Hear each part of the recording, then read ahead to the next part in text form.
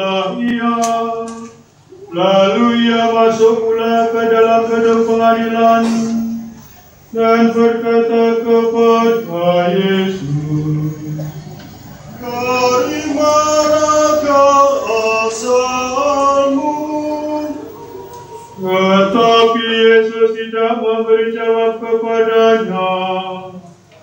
Maka kata Pilatus, "Tidakkah engkau mau berbicara dengan aku?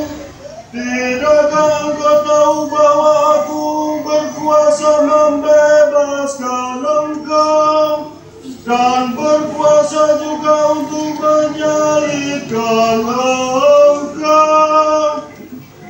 Yesus menjawab, "Engkau tidak mempunyai kuasa apapun terhadap aku, jikalau kuasa itu tidak diberikan dari atas. Sebab itu, Dia yang menyerahkan aku kepadamu lebih besar dosanya."